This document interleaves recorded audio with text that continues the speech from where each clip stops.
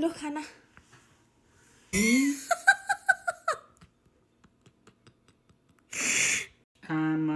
भात भन्दा मासु धेरै छ त। अनि आज घन्टीले जितेको उपलक्ष्यमा पार्टी हजुरलाई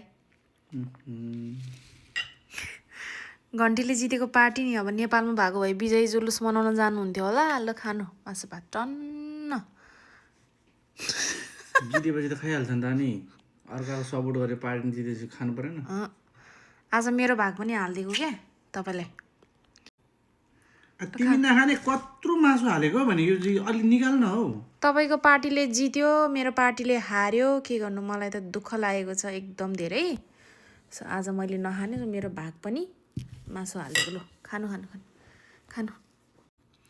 खानु लु म नखाने आज मेरो भाग पनि हालिदिएको क्या तपाईँलाई तपाईँको पार्टीले अनि प्रचण्डले त जितेको थियो त फुलमाला लगाएको देखेको थियो त अनि